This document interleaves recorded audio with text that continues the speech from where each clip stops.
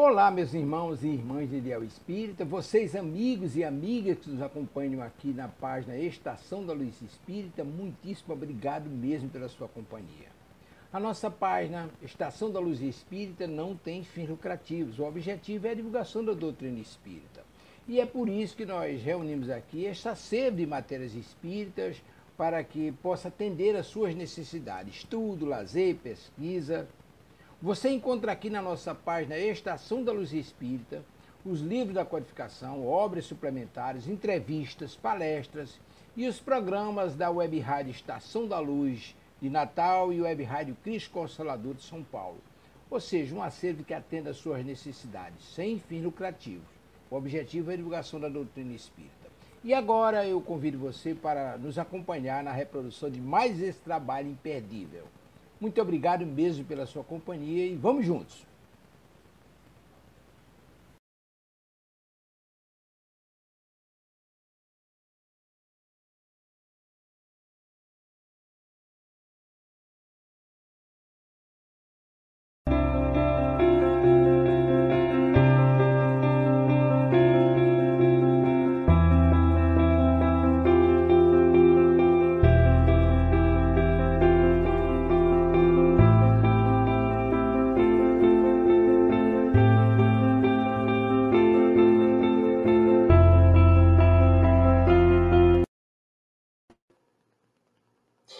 Olá, seja bem-vindo, seja bem-vinda. Que Jesus, nosso Mestre, nos abençoe. Iniciamos Espiritismo e Educação, que vai ao ar toda segunda-feira, 8h30 da noite, aqui pela Web Rádio Estação da Luz, que estamos para conversar sobre a educação, através da visão que o Espiritismo nos dá, da alma imortal, da reencarnação, e, portanto, temos uma visão bem ampla e profunda sobre a educação e a sua missão na sociedade humana. Conosco aqui, dividindo a tela para o nosso bate-papo, essa nossa conversa educacional, nosso Ronaldo Gomes. Seja bem-vindo, Ronaldo. Gratidão, Marcos, gratidão a todos, que Jesus nos inspire mais uma vez no dia de hoje. Muita paz. E hoje é o quarto programa da série que nós estamos fazendo a respeito da legislação brasileira sobre educação e a realidade educacional que nós temos nas nossas escolas, nessa questão da prática.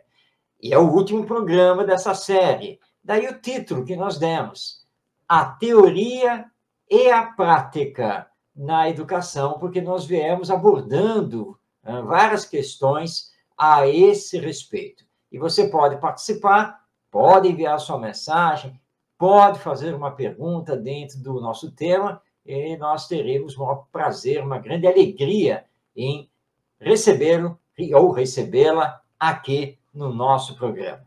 Mas então, Ronaldo, teoria e prática na educação. E aí, como é que você está vendo isso? Porque, como nós vimos nos últimos 3 programas, a legislação brasileira da educação, teoricamente, é uma boa legislação. A nossa Ivonete participando. Boa noite, Ivonete. Um grande abraço a você. Mas nós temos grandes queixas, e que não são de hoje, a respeito do que se faz nas escolas. Então, parece que há realmente uma grande diferença entre a teoria e a prática, não é, Ronaldo? Perfeito, Marcos. Eu penso, talvez você possa até discordar, ou alguns que estejam nos assistindo, mas um dos pontos principais que eu observo e venho observando ao longo desse tempo, nessa nossa lida aí pela educação, o próprio movimento espírita, mas principalmente pela educação, é a conscientização. Essa conscientização, esse despertar e essa sensibilização. Aliás, é um dos carros-chefe do IBEM. Nós sempre falamos sobre isso. Conscientizar de uma vez por toda que algo precisa ser feito. A história, a prática em si, a vivência de muitos exemplos que demos aqui em relação a várias escolas, e falamos, vai lá e pesquisa, precursores que já falam sobre isso na prática educativa. O que dizer mais? É conscientização pessoal. Esse despertar, de fato, e essa sensibilidade de que precisamos pôr em prática, de fato, o que já tem na própria lei. Tendo em vista, repetindo, vários precursores que já nos trouxeram e trazem ainda a importância da educação moral. E está aqui, pergunta 889 do Livro dos Espíritos. A educação espiritismo, nós estamos tentando mostrar que não é nada novo. Ele pergunta assim, Kardec, não há homens que se veem condenados a mendigar por culpa sua? Talvez a pergunta, lendo, o que tem a ver isso? Muitos vão dizer com o que vocês estão querendo dizer com a educação. Mas está aqui. A culpa é do homem, porque ele está mendigando. A culpa é da escola, a culpa é da educação. Mas quem são esses? São os homens. E a resposta dos espíritos é clara e objetiva. Não há outro caminho. Mais uma vez, aqui na 889, os espíritos nos chamam a atenção. Perguntando mais uma vez, Kardec, não há homens que se veem condenados a mendigar por culpa sua? Responde os espíritos. Sem dúvida. Mas, se uma boa educação moral lhes houver ensinado a praticar a lei de Deus, não teriam caído nos excessos causadores da sua perdição. Ponto. Eu vou me atentar aqui, não quero continuar ainda. E quais são esses excessos causadores da nossa perdição? Uma delas é o egoísmo, avassalador, que já foi falado. Eu vou deixar para o Marcos agora, porque depois eu continuo. Tá certo, Ronaldo. Essa questão é muito importante, tá, que você está nos trazendo aqui, porque ela tem tudo a ver com essa questão da teoria e da prática na educação.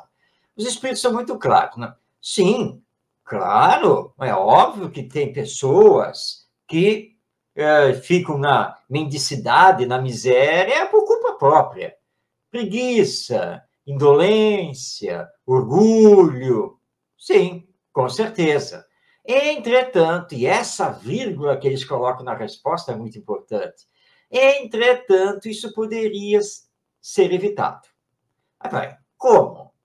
Se a pessoa é egoísta, é orgulhosa, é indolente, é preguiçosa, como que isso pode ser evitado? De que maneira? E eles indicam, com a aplicação da educação moral. E nós temos que entender que, quando eles falam de aplicar a educação moral, os espíritos estão se referindo a aplicar desde antes do nascimento. A realidade é espiritual. O espírito reencarnante já está ligado aos pais, desde lá, pelo menos, a fecundação. Então, é a hora de começar a influenciar esse espírito, influenciar no campo do bem, do amor. E quando acontece o nascimento, a educação moral já tem que começar ali. Por quê? Porque todos nós trazemos uma bagagem. Nós tivemos outras existências, estamos numa nova existência, e essas existências são solidárias entre si, elas são ligadas umas com as outras, nada fica perdido, nada. Então, é natural, porque somos ainda imperfeitos, trazermos algumas tendências não tão boas, alguns vícios, alguns probleminhas no egoísmo, no orgulho, alguns mais profundamente, outros menos, mas isso acontece. Então, a educação moral deve combater essas más tendências e trabalhar para o desenvolvimento das virtudes. Porque é bom lembrar, não é, Ronaldo, que todos nós fomos criados por Deus e, portanto, todos temos o germe da perfeição. Todos temos o potencial divino conosco, que precisa ser desenvolvido através da educação. E essa educação moral é que vai levar o espírito a ser mais previdente, menos orgulhoso, menos egoísta, a pensar mais também nos outros e, o que é mais importante, a educação moral, na visão do espiritismo, vai dar a ele uma nova visão de si mesmo e da vida. E aí ele terá valores éticos para trabalhar consigo e no relacionamento com os outros. Ora, com isso, se ele trouxe más tendências, essas más tendências, pelo menos em parte, vão ceder terreno para boas tendências. O egoísmo e o orgulho vão ceder para a caridade e a humildade. E claro que nós teremos aí, olha a consequência da educação moral, teremos uma sociedade mais justa, porque estaremos moralmente educados. E numa sociedade mais justa, não teremos mais miséria. Tá certo que pode acontecer dele ser tão indolente, né, que ele vai descartar até a educação moral que ele recebeu. Mas isso é um caso individual, ele vai responder perante a lei divina. Mas a tendência, a consequência da aplicação da educação moral é uma sociedade mais equilibrada, mais justa, com todos nós entendendo o viver, e aí a tendência é acabar com a pobreza e com a miséria. Então, tem solução, tem um caminho que é apontado pelos espíritos e defendido pelo espiritismo, que é a educação moral. E, Marcos, a BNCC, perdão, ela contribui para isso. Sim, sim, sem dúvida, não. BNCC, para quem está nos pegando hoje aqui e não assistiu os programas passados, é a Base Nacional Comum Curricular, né? Faz parte da legislação educacional brasileira. E vale a pena ler a BNCC no seu caderno de introdução, onde as diretrizes pedagógicas, tudo é comentado, porque, de fato, você lendo a BNCC, vai perceber que há, nas entrelinhas, porque ela não fala diretamente, mas usando um outro palavreado mais técnico, digamos assim, na BNCC, há a defesa implícita da educação moral, de se trabalhar com os humanos, né, de formar o cidadão ético, tudo na BNCC, não é, Ronaldo? Assim como a LDB também. Também. É a LDB, Lei de Diretrizes e Bases da Educação Nacional. Mas, Ronaldo, agora você me chamou a atenção. Porque se está tudo lá na BNCC e também está tudo lá na LDB, são as duas grandes leis que nós temos, né? A lei e a sua regulamentação, porque nós não encontramos isso nas escolas, pelo menos não normalmente. Não, encontra, Marcos. Sim. Nós temos os nós temos os projetos político-pedagógicos, que, é bonito. Olha, e, aliás, é discutido numa assembleia, os professores, tem até participação de pais. Nós esquecemos desse detalhezinho, mas existe. E aí, Marcos? Existe isso. Existe toda uma discussão na escola, mas o que eu vejo em prática é engavetado. O PPP está lá engavetado. Uhum. Pode ir? Vamos falar a sigla aí, PPP. É Projeto Político Pedagógico. Toda escola deve desenvolver. Isso aí. Quer dizer que tem projetos pedagógicos muito bonitos, Ronaldo? É isso que você está falando? Aliás, você conhece alguns que você ficou até assim, nossa, realmente? E aí? É quando nós fomos ver na prática. E aí? O que ocorre nesse intervalo entre a prática e a teoria? Eu falei, uma delas é conscientização, porque não cabe mais dizer que eu não sei, eu não sabia. O descaso? Pode até ser, mas um deles, para mim, ainda é o egoísmo mesmo. São interesses que não norteiam, aí vem a politicagem de um sistema que te empurra. Vamos lá. Hoje, aqui no Rio de Janeiro, mais uma vez, o que é notório. É bom colocar para que vocês entendam. Semana passada, tivemos algumas escolas ainda voltaram, né, a ter a sua aula e tal, na área que foi aqui atingida pelas ações, pela briga do tráfico, enfim. Então, algumas escolas, semana passada, voltaram. Lembra que eu falei? Minha esposa ainda comentou, caramba, a gente precisa rever um pouquinho isso, porque as nossas crianças estão nesse meio, estão nesse tiroteio aí, da bola ping-pong, como a gente fala. Mas hoje foi diferente, porque antes as crianças foram, não todas, é claro, mas uma grande maioria foram, e o assunto não pode ser outro. Como é que você vai dar aula? É um estresse, você está totalmente fica sem chão. A verdade é essa, não há como você tentar fazer pôr em prática aquele planejamento. Mas pode aproveitar esse momento, olha aí, para que se possa começar a se debruçar em todos os aspectos da educação moral, dos valores, como nós estamos comentando aqui. Hoje foi diferente. 9 escolas, de fato, fecharam. Não tiveram a aula de fato. Não foram, não puderam ir. E aí, Marcos? Eu dei 2 exemplos aqui, mais ou menos, para que possamos descortinar. Consciência, teoria, o despertar dessa consciência, essa sensibilidade de fato. Pois é, o psicólogo norte-americano Howard Gardner, que lançou a teoria das inteligências múltiplas, ele tem um texto em que ele discute essa questão, e que ele diz assim, né? É como se nós, nessa questão, assim, nós achamos que precisamos mudar. Há uma conscientização que precisa ser feito algo diferente, né? A nível do sistema educacional e das escolas. Mas o que acontece? De um lado, ficam os especialistas da educação. Então, pedagogos, psicólogos, os próprios professores, achando que se deve ter o caminho X. Do outro lado, ficam as lideranças comunitárias, de governo, empresarial, achando que sim, claro, tem que mudar, mas que o caminho não pode ser o apontado pelos especialistas, mas tem que ser outro caminho.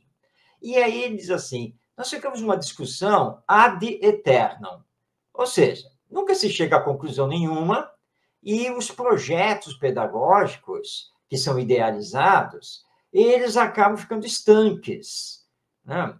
Aqui, ali, então, mas nunca pega uma rede escolar completa, nunca é um programa de governo robusto, completo, nada disso. E a solução nunca é encontrada. Mas nós temos alguns pontos comuns. O primeiro ponto comum, muito importante, é ter uma nova visão sobre a escola e uma visão de escola-comunidade.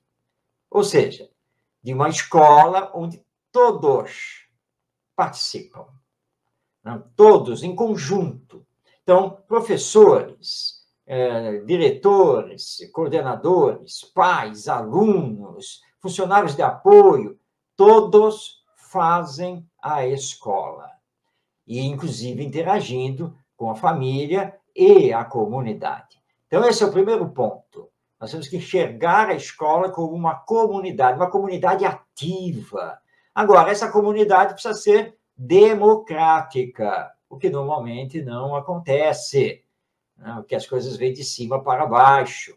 Não, ela precisa ser democrática, com assembleias, grupos de trabalho, em que as discussões sejam feitas sempre se procurando o melhor, e essa interação com a comunidade, que é muito importante.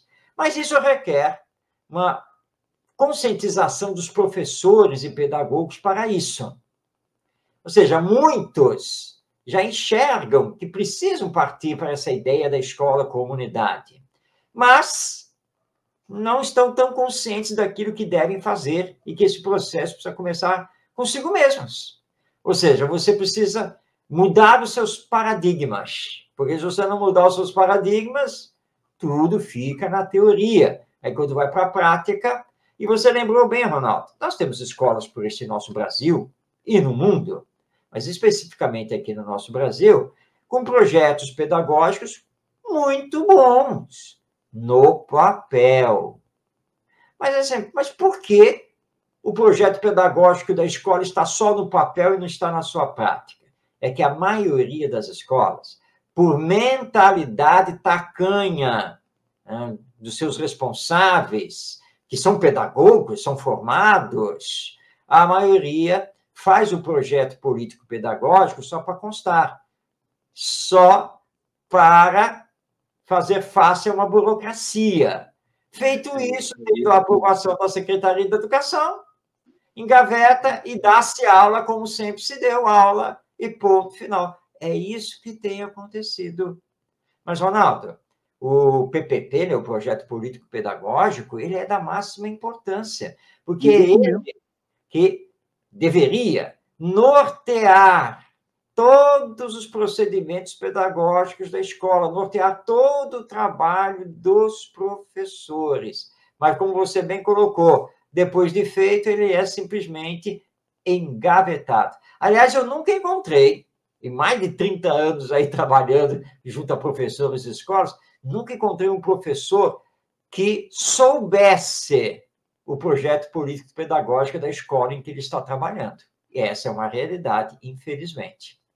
Então, quando você coloca esse aspecto aí de é possível, até porque já demos alguns exemplos, mas é possível, de fato, realizar respeitando-se as leis, se debruçando nelas. Mas vem uma pergunta: os professores não sofrem essa pressão? Aliás, já falamos sobre isso aqui também. É uma pressão muito grande, são muitas cobranças em relação a papéis de várias situações. Eu não quero colocar quais. Quem está nos assistindo, se é professor, sabe o que eu estou dizendo. É muita cobrança. Então, além da problemática do dar aula, que ele é cobrado aos conteúdos que ele precisa dar, e precisa, de fato, dar, ele tem essa cobrança extra de vários papéis, preenchimento de várias cobranças, que ele acaba se perdendo também nesse aspecto. Quando ele vê, o tempo já é curto, já não dá mais e fica por essa situação mesmo. E outra coisa importante, Rosane, muita paz, e Jesus abençoe também, Ivonete, todos que estão aí nos assistindo. Vemos uma grande problemática também, por exemplo, ao lado de José Marcos, muita paz também a todos. Vemos uma problemática também de o professor, o educador, ele está desestimulado. Ele também está desestimulado. Ele inicia o ano já pensando no final do ano. Por incrível que pareça, é verdade. Ele inicia o ano já pensando no final do ano, ou no recesso que se aproxima, ou nos feriados que tem. Então, não há um estímulo. Além dessas cobranças. Ronaldo, mas isso não justifica. Não é justificativa. Eu quero dizer, que é um desgaste emocional muito grande para esses professores. Além de contar com as crianças, jovens, que têm as suas necessidades especiais também, e que ele se vê, às vezes, sozinho, cobrado também com aquele alunato que está ali, com aquele educando. Então, nós estamos aqui ponderando para ver que nós somos conscientes do que está acontecendo realmente, de fato, na lida do professor. E aí tem outro aspecto, esse mesmo professor, ele às vezes é um funcionário público, ele está ali, mas também está em outras escolas, às vezes particular, que ele precisa ter um ganha-pão. Há essa necessidade de estar em outras escolas para que ele possa, de fato. E, às vezes, não são escolas perto, são longe.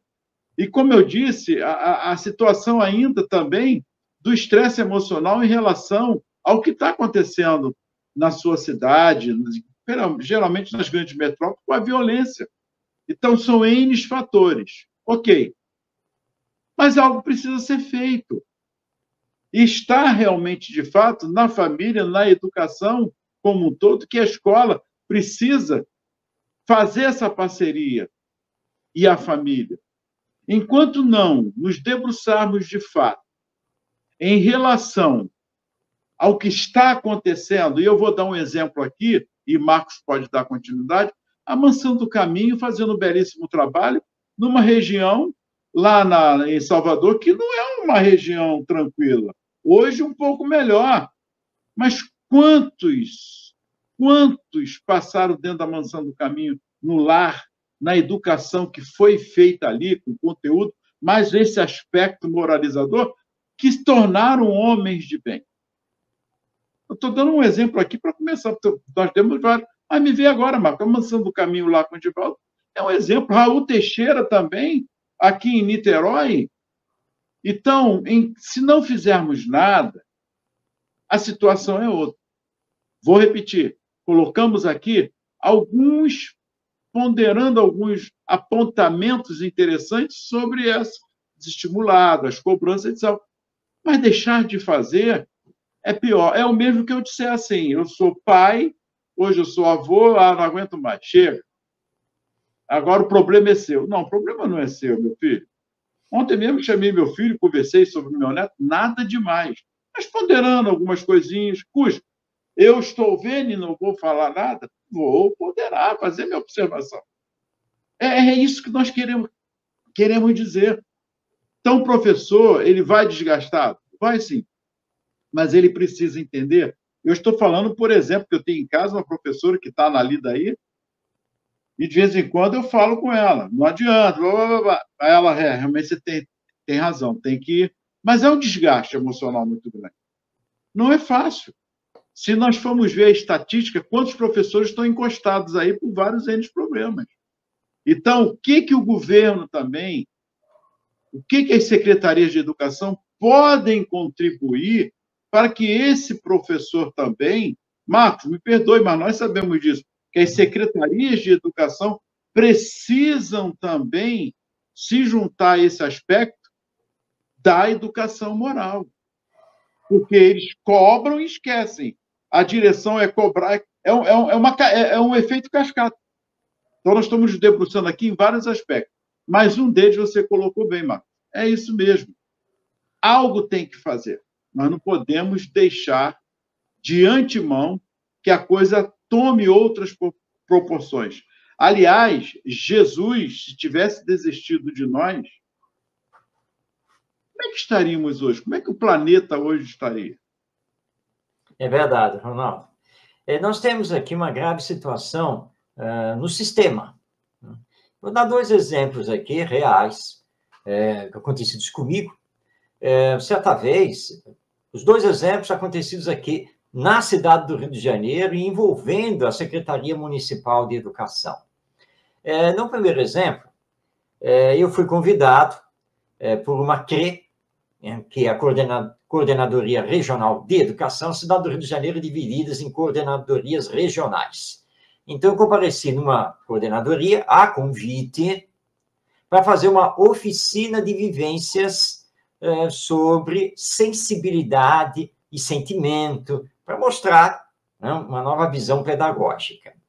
Ao chegar lá, eu estava acompanhado de uma outra educadora que estava comigo, e que fazia parte do nosso trabalho. Quando chegamos, fomos recebidos, e aí descobrimos que a CRE não tinha um local adequado para se poder fazer oficina de vivências. Então, nós tivemos que aplicá-la numa das salas lá da administração, em meio a mesas, computadores, essa coisa toda, numa improvisação total. Tá? E com as professoras, né, que trabalhavam lá na CRE, sentadas nas suas mesas. Foi desse jeito que nós tivemos que aplicar a oficina de vivências. Uma oficina de vivências desse jeito, mas fizemos o que foi possível. Numa outra vez, eu tive uma reunião na Secretaria Municipal de Educação do Rio de Janeiro, tá? Num dos seus setores. Cheguei E procurei, então, a professora responsável, tá? E ela estava no almoço. Só que ela é que tinha marcado o horário. E eu cheguei no horário que ela havia marcado. E ela simplesmente estava no almoço. E eu tive que aguardar. Só que não havia lugar. É isso mesmo. A sala estava abarrotada. Era uma sala que comportaria, assim, com uma certa tranquilidade para trabalhar, 10, talvez 15 funcionários, não mais do que isso. Mas tinha, do que eu contei, tinham praticamente 40. Estavam todos empilhados ali com as suas mesas. A maioria deles batendo papo. É isso mesmo, batendo papo. Enquanto eu fiquei sentado lá num cantinho, numa cadeira, esperando a coordenadora, até que ela chegou. Aí ela chegou, pediu desculpa, disse, não, vamos arrumar um lugar para nós fazermos a reunião. Arrumar um lugar? Eu estou dentro da Secretaria de Educação, não tem uma sala de reunião? Não tem nada aqui? E aí ela disse, não, nós vamos mudar de andar, vamos lá para outra secretaria, porque vamos lá na Secretaria de Cultura, que a Secretaria de Cultura tem a biblioteca, aí nós podemos usar a biblioteca para fazer a nossa reunião. Então, nós saímos da Secretaria de Educação para irmos para a Secretaria de Cultura, no outro andar do prédio, para ocupar uma mesa na biblioteca e para podermos conversar. Tudo num hora improviso. Ó, tá bom. Aí apresentei o que eu queria, né, o projeto ali, né, tá? E aí solicitei que nós gostaríamos de uma escola dentro de uma comunidade, né, para poder realizar o projeto. E aí a coordenadora arregalou os olhos, mas lá sabe como é que é? E aí eu logo percebi a situação. Ronaldo e queridos telespectadores, se nós dermos uma escola, né, para vocês, nessa comunidade, para implantar esse projeto, vocês estarão nos dando um problema sério. Porque nós precisamos acompanhar, fiscalizar. Eu vou ter que entrar na favela? Vou ter que mandar o pessoal daqui, da secretaria, da parte administrativa, burocrática, para lá? Para acompanhar? Ela não falou com todas as letras, mas deu a entender a situação. Muito bem, eu agradeci tudo e tal, me despedi, e o nosso processo acabou sendo lá arquivado, aquela coisa toda, né? E não foi nada para frente. Então, o próprio sistema engole tudo, tá? Então, nós temos uma Secretaria de Educação abarrotada de gente, não sei para quê, tá? E que para trabalhar, começa a criar essas exigências, essa burocracia que chega lá na escola. Aí o coitado do professor, da professora, realmente, você tem razão, Ronaldo, você fez uma colocação certíssima.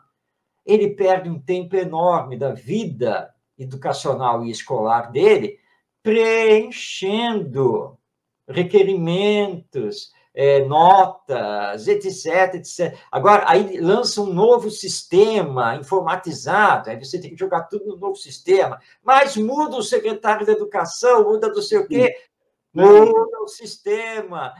E coisa interessante, Ronaldo, com toda essa informatização, eles não sabem passar as informações de um sistema para o outro. Aí volta tudo lá para a escola, que tem que relançar todas as notas e não sei o quê. Aí inventa uma nova prova de avaliação, tá? Que agora vai ter que também ser aplicada e vai por aí afora. Então, realmente, o sistema sufoca. Alguns professores reagem, tentam fazer o seu melhor, outros acabam se acomodando, porque ele não tem muito o que fazer, mas nós precisamos quebrar o sistema, precisamos transformá-lo, né? E nós temos pessoas fazendo isso. E nós temos, então, que nos conscientizar do que seja verdadeiramente a educação. Qual é o papel da educação na sociedade humana, na formação das novas gerações? E aí é que entra a educação moral. E mais ainda, né, porque é a educação moral do espírito reencarnado que nós somos. Então, ao mudar a visão sobre a educação, nós já vamos começar a mudar também o que estamos fazendo. E aí nós temos que entender que provas e notas não avaliam.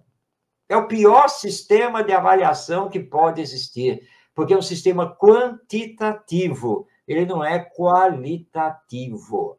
Você estuda, estuda, estuda, decora, faz 1 milhão de exercícios que é para tirar nota. Tirou a nota, Ronaldo, nós já passamos pela escola, o que é que nós fazemos? Descartamos tudo, porque não é do nosso interesse.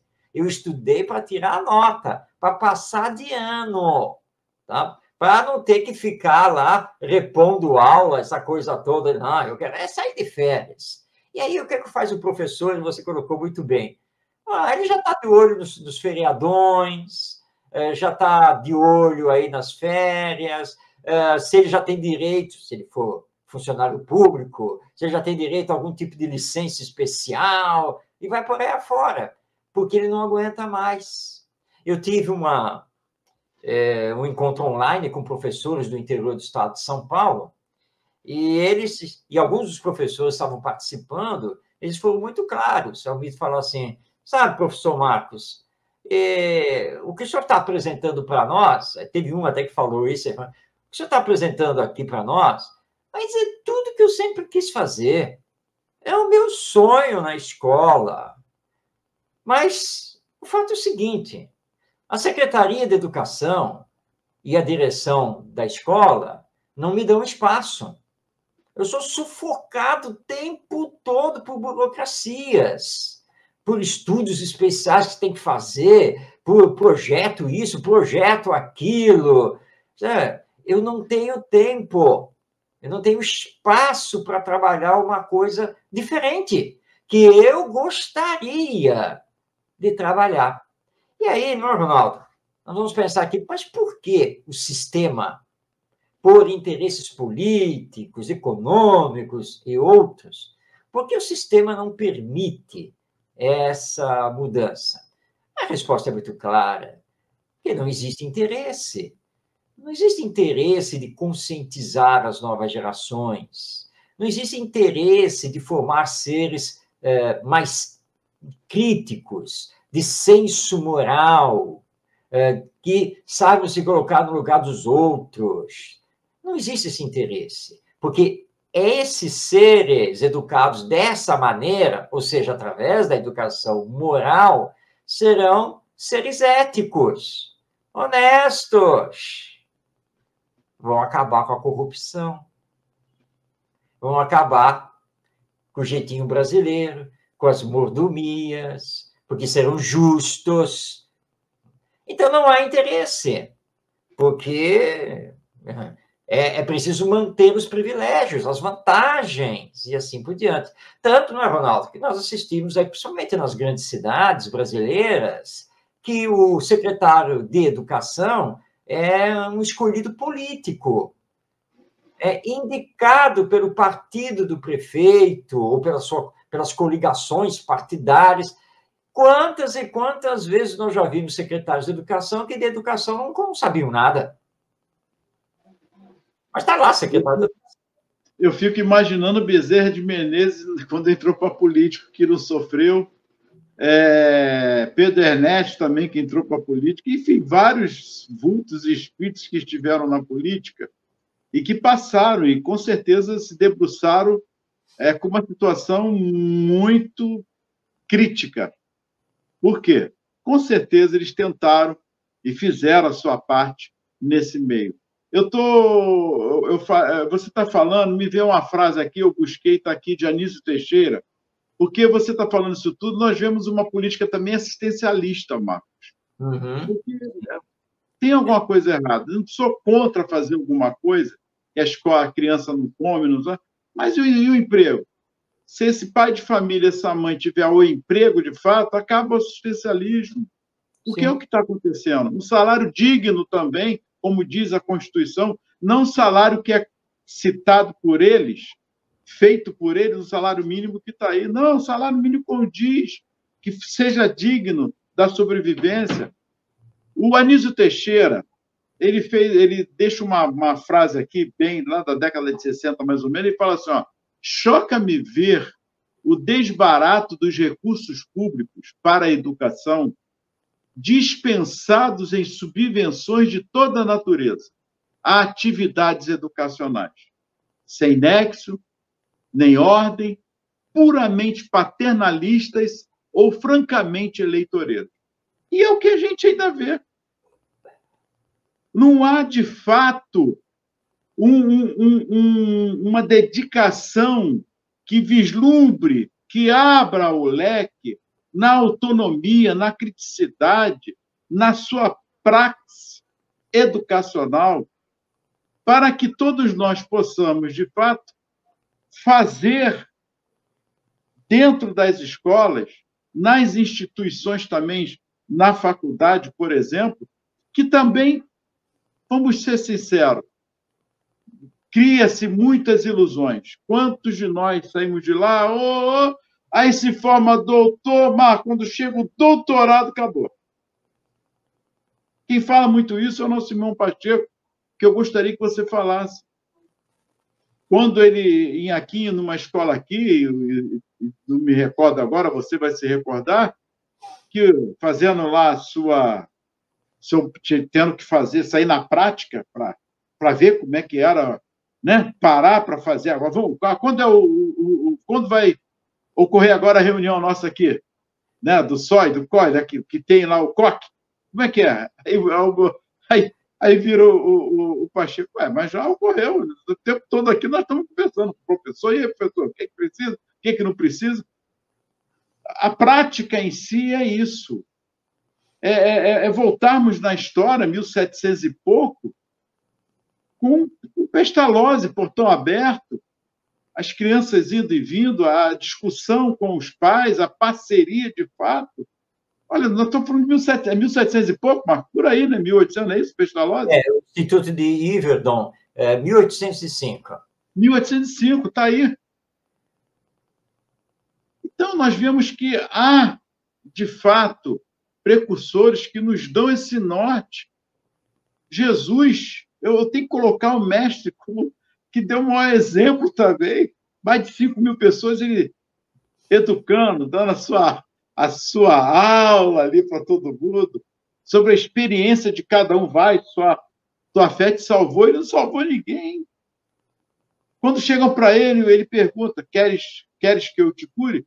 Senhor, quer? Ele não vai vir aqui para tirar. Não, então vai, porque tua fé te salvou. Quem curou foi não. Olha o aspecto da educação que Jesus está trazendo também para nós. E do lado humano, que pode ser levado na escola. Sim, da claro. empatia, do respeito, dos valores humanos.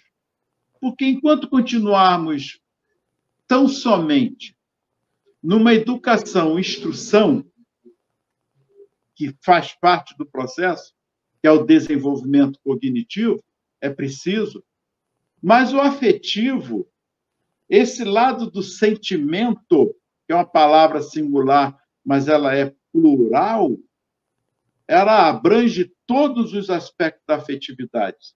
E uma delas é a humanização, é o caráter, é a moral. São esses aspectos que estão faltando nas nossas escolas, nas nossas instituições de curso superior também, na sua formação. Agora, Marcos, a prática ela existe. Tem como fazer, sim. Há exemplos vários de escolas que falam sobre isso.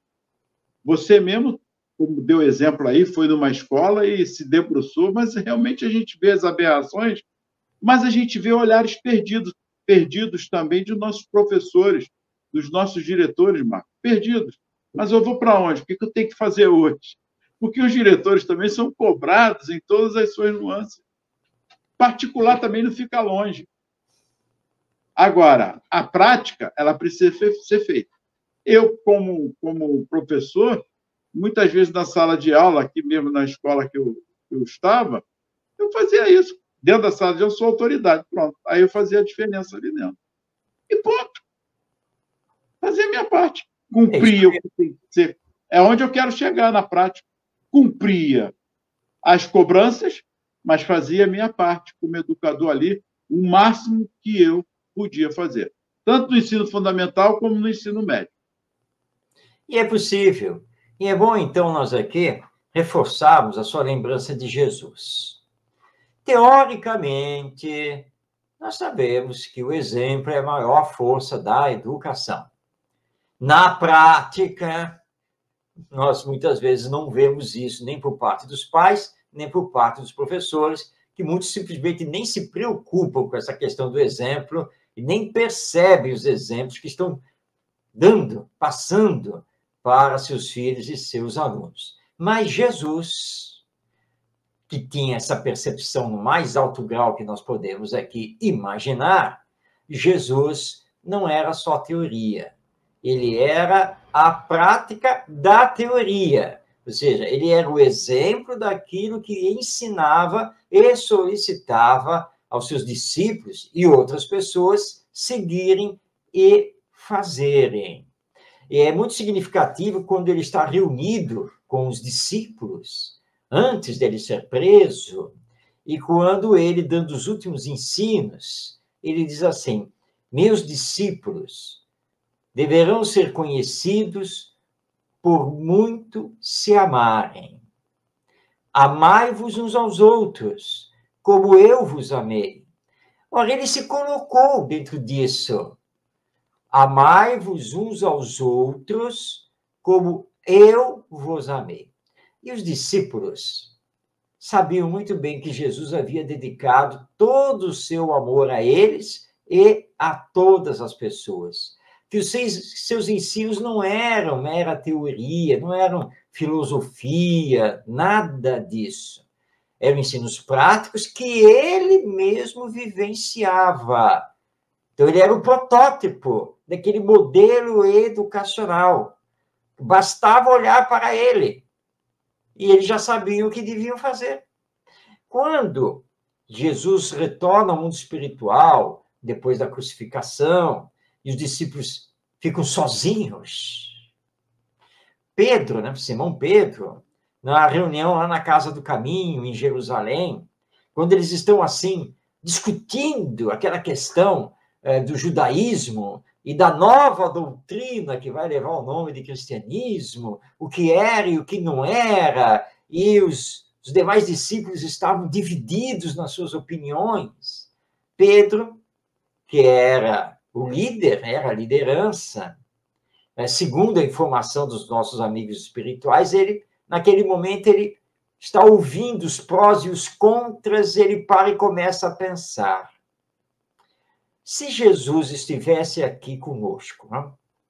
Ou seja, se não fosse eu sentado aqui na liderança, mas Jesus, não? Como ele fazia, que ele sentava conosco para conversar. Então, se Jesus estivesse aqui, o que ele faria? Como ele agiria diante dessa divisão entre os próprios discípulos? Porque uns querem e outros não querem. Uns acham que sim, outros acham que não. Como Jesus agiria? E ele perguntou, Jesus, com todo o seu amor, iria procurar a conciliação. Ele iria mostrar a cada grupo os seus acertos e, ao mesmo tempo, convergir para uma única ideia. Então, ele interrompe a discussão e diz assim, ele se volta para Tiago, que era o líder do grupo mais judaizante, diz assim, Tiago, você não deixa de ter razão, porque, afinal de contas, nós somos judeus, estamos em Jerusalém, somos cobrados por causa disso, tá? Então, desse ponto de vista, você tem a sua razão. Agora, Paulo, que era Paulo de Tarso, né? Que representava o outro grupo, agora, Paulo, você também tem a sua razão, porque nós não podemos exigir que gregos, romanos, fenícios, macedônios, etc., tenham que fazer os rituais judaicos para seguir Jesus. Porque Jesus era mais do que um judeu, né? Então, vocês percebem, vocês dois estão certos. Vocês dois estão certos. Mas nós precisamos procurar aqui algo em comum. Esse algo em comum é o Evangelho. Os ensinos morais do nosso mestre. O que ele nos ensinou. E ele disse que nós, discípulos, deveríamos ser conhecidos por muito nos amarmos. E nós estamos aqui sentados à mesa brigando. Não podemos brigar. Então, em nome de Jesus, eu peço que vocês dois, como irmãos, com a mesma crença, seguindo o mesmo mestre, que vocês abram mão dos seus pontos de vista para que nós possamos, então, chegar no meio termo, fazer a conciliação. E aí isso foi feito, né? Porque, pessoal, então nós vamos fazer o seguinte. Paulo, como ele prega aos gentios, ou seja, os não-judeus, tá? Paulo não precisa solicitar que os não-judeus façam a circuncisão. E tem outras práticas.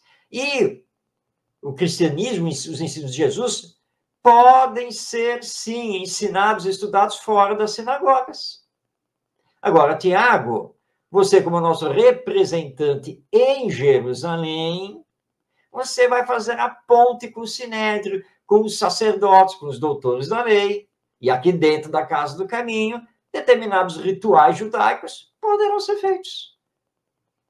Tudo bem? E assim eles se entenderam.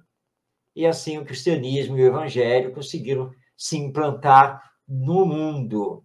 É isso que nós temos que fazer a nível de educação. Temos que ter Jesus. Jesus é o nosso mestre, é o nosso guia, é o nosso modelo. Então, nós temos caminho, nós temos solução, nós temos práticas pedagógicas que são muito importantes e que nós precisamos, então, levar para todas as escolas, assim como para os centros espíritas, na área da evangelização, para que nos conscientizemos do que seja a educação do espírito, o que precisamos fazer na formação das novas gerações, para termos um mundo melhor, porque é isso que todo mundo almeja. E assim nós vamos, sim, quebrar o sistema. Nós vamos transformar esse sistema. Vai levar tempo? Claro que vai levar tempo, mas não podemos adiar. Então nós temos que fazer, agir, porque afinal de contas, mesmo com todas as nossas falhas e imperfeições, nesta atual encarnação nós somos discípulos de Jesus. Nós abraçamos a doutrina espírita. Então, façamos a nossa parte e espalhemos os bons projetos pedagógicos para que o que está na teoria possa, finalmente, estar na prática em todas as escolas. Estamos no final do nosso programa. Para encerrar, repetindo a pergunta e a resposta de Kardec, um finalzinho que eu deixei de falar. 889, então. Não há homens que se veem condenados a mendigar por culpa sua? Responde os espíritos. Sem dúvida. Mas, se uma boa educação moral lhes houver ensinado a praticar a lei de Deus, não teriam caído nos excessos causadores da sua perfeição. Disso, sobretudo, é que depende a melhoria do vosso planeta, a educação moral. Que Jesus nos abençoe, muita paz, gratidão a Zeni, que compareceu aí também, a todos vocês que estão aqui conosco. Muita paz e que Jesus, mais uma vez, os proteja a vocês e a família. Muito obrigado, Ronaldo, pela sua participação. Estamos aqui toda segunda-feira, às 8h30 da noite, e conversando aqui sobre educação à luz da doutrina espírita. O nosso programa, ele fica no ar no YouTube, no canal da Web Rádio Estação da Luz. Então, lá você vai colocar Estação da Luz Tavares. E aí você terá acesso ao canal da Web Rádio e poderá, então, assistir o nosso programa a qualquer tempo. Muito obrigado pela sua companhia. Obrigado, Tavares, que está aí na técnica. Se não fosse ele, o programa não estaria no ar. E que nós possamos nos encontrar semana que vem, com as bênçãos do nosso Mestre Jesus, para mais um Espiritismo e Educação. Até nosso próximo encontro.